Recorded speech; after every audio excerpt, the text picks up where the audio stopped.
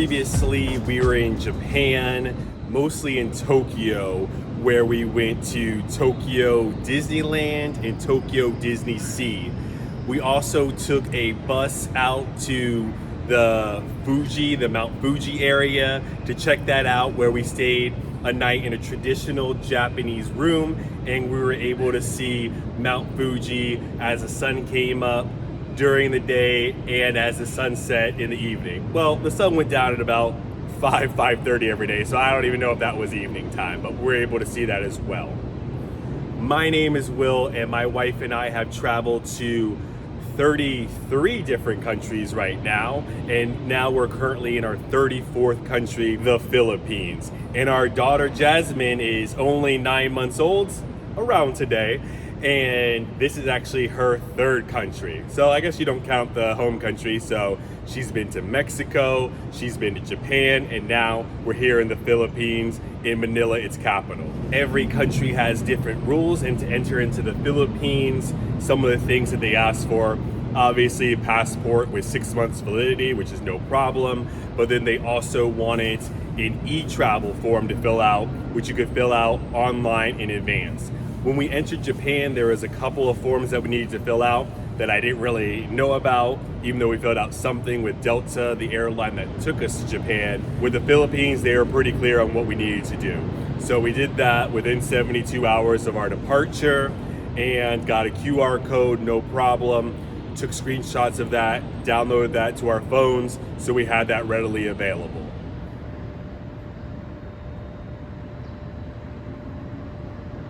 The other thing that they ask for is proof of an onward flight.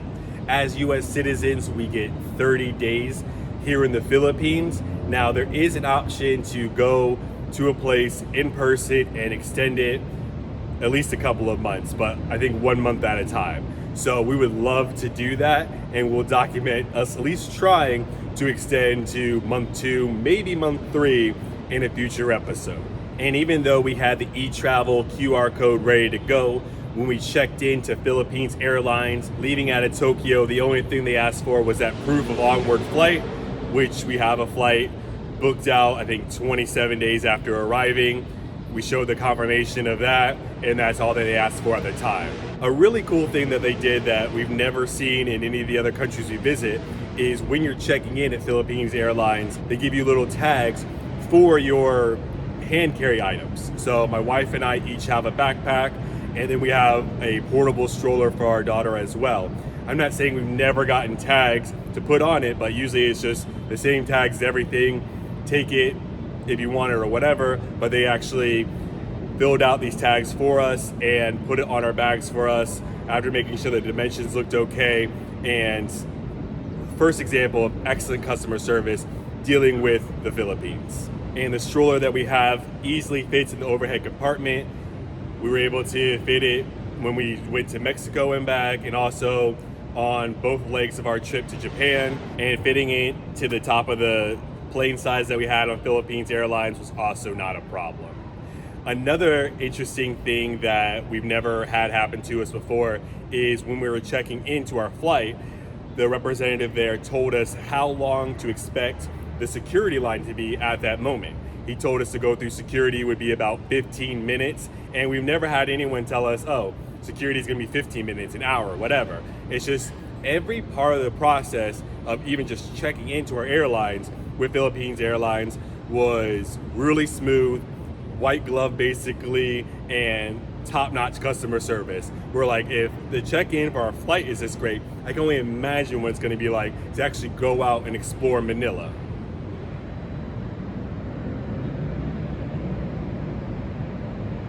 The flight from Tokyo to Manila was about 5 hours, and on board we got food, which was very tasty, and also our daughter Jasmine, they gave her 2 little cans of baby food and a juice box as well. And it was the Kewpie, the brand that we got used to using of baby food when we were in Japan. Now, I think it's most famous probably for being mayonnaise and being the strength behind Mayo Beam, but they make really good quality baby food as well. So that was a nice little touch for them to give us that for Jasmine. Now, our flight from Florida to Atlanta was very smooth. Our flight from Atlanta to Tokyo, surprisingly, was very, very smooth.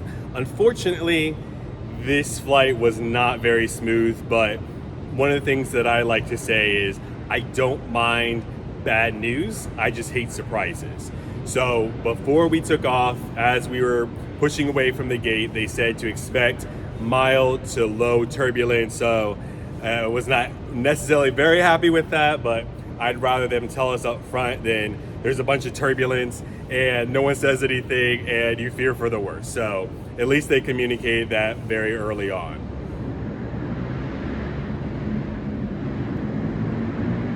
When we arrived in Manila at passport control, all they asked us is when we were leaving. Now, I can never remember if it's like 26, 27 days for the flight that we actually have right now. But I remember it's what day it is, so I told him the date that we're leaving out. He said, okay, cool, no problem. But he didn't ask for proof of our flight because I guess it was in the system from when we loaded the flight. I don't think you're allowed to board without that proof of an onward flight, so I think they figure everything's good with that. And he didn't ask for our e-travel QR code. He just asked us when we're flying out, checked our passports, stamped us in, another easy, smooth passport check. After that, there was a small little kiosk with a scanner in which the lady there told us to just scan one of our QR codes for our e-travel, even though we filled it out for one for myself, one for my wife Katy, and one for our baby Jasmine. But they only needed one of those per family, so I scanned mine, and then we were through passport check, customs, immigrations, all that good stuff, ready to receive our baggage. So for the first time ever in our 4 years of travel, we actually downloaded an eSIM. Now, usually my wife and I, we want to make sure that we can navigate and figure out the lay of the land without having to rely on technology, and we've gotten pretty good at that. But with our research of getting from the Manila airport to where we were staying right outside of Makati, it just looked like with our suitcases and our baby, it would have been a little bit more complicated to take the public transportation right out the gate. And we heard that Grab is a really good option to get a taxi from the airport to where we were staying.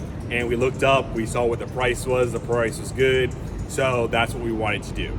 So for the first time ever, we downloaded the eSIM in advance, but when we got to the airport, we couldn't connect it somehow. I'm sure it's user error, but we couldn't do it. And then the Wi-Fi, I think, was hit and miss, like it would disconnect every so often. So we were kind of stuck, even though we knew where we were going. We had the screenshots of how to get to our place. We had the address downloaded, all that kind of stuff, but we couldn't figure out how to connect our eSIM, and the Wi-Fi internet really wasn't working for us at the airport.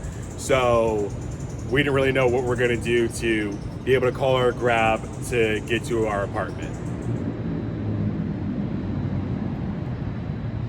Now, thankfully, and this is the first time we've ever seen anything like this, there was a physical stand for Grab. Now, in fairness, we haven't been to a lot of countries that really use Grab, but I've never seen a physical stand for Uber, I don't think, where at least not set up like this. So we were able to go to this physical Grab stand, and there was representatives there, and they could basically call the Grab for you and take you to where you need to go. Now, I thought they were actually gonna literally call a driver who was out and about to come pick us up, but it operated very similar to how we've used taxis in the past to get from the airport. There was a couple of drivers right there, so there was no signaling a Grab driver circling around the airport. He was basically standing right next to us. He had a big, I think, van with plenty of room for our luggage, plenty of leg room for us, and the price that they quoted us was actually less than the price that we saw on the Grab app when we checked it the day prior. So we're really happy with being able to walk up, get the Grab right away. She wrote down all of our information, where we're going, the price that she quoted us, so that we had, I guess, basically a physical receipt of what we owed. Now, we couldn't pay in credit card there, but we did withdraw money from the ATM, so we had money. We asked if the driver had change.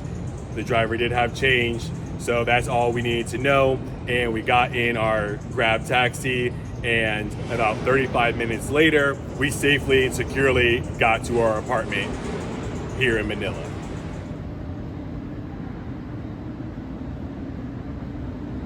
Once we got here, we were very happy with our apartment because it was very spacious and everything looks like it does in the pictures, which unfortunately doesn't always happen. So kind of the first vibes of our apartment and where we're located in Mandaluyong is the apartment is bigger than we had in Tokyo, which was nice. It's good to have proper space.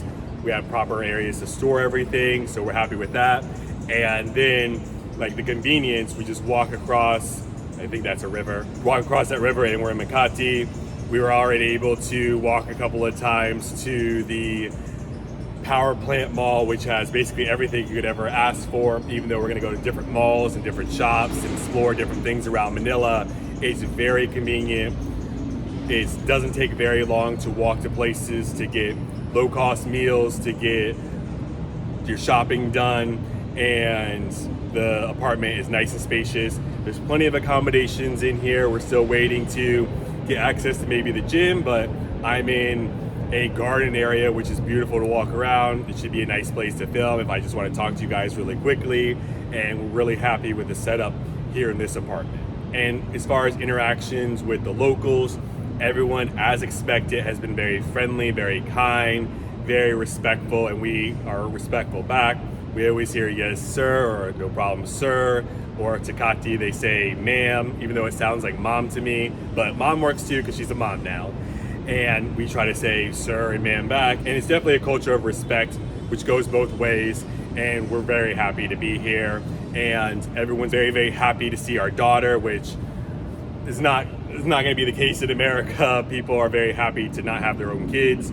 They're very happy to just save up all the money for themselves, I guess, be buried with. But here in Manila, it seems like people are very family friendly, which makes you feel very good. And I think it's a perfect place to bring your children, bring your whole family. And for our first impressions is that we absolutely love it here.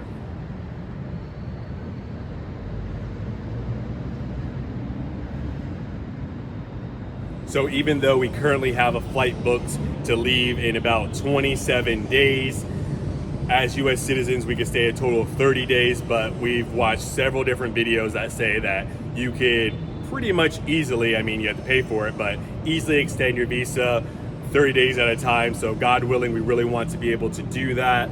So we're going to try that. I don't know how early we're supposed to do that. Maybe a week in advance. I don't know, maybe right after New Year's, like the 3rd or the 4th or something like that. We'll try to go to the office to extend it because we definitely want to stay here more than 1 month. And as we're here in Manila, I'm going to try to create as many videos as possible of myself and my family exploring the city, seeing what Manila has to offer. And we're truly living here, so we might not hit every single tourist trap, but we're going to go to the grocery store, buy food. We're going to go buy items and supplies for our baby.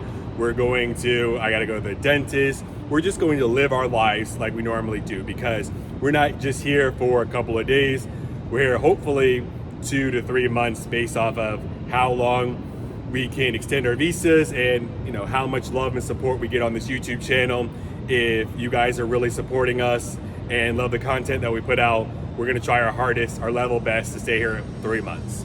So if not, just 2 months maybe, but we'll see how that goes. But so far, so amazing here in Manila, and we can't wait to create content, basically document our lives here in Manila for as long as we're able to stay. So thank you so much for watching this video. This is Witty Travels. What could possibly be next?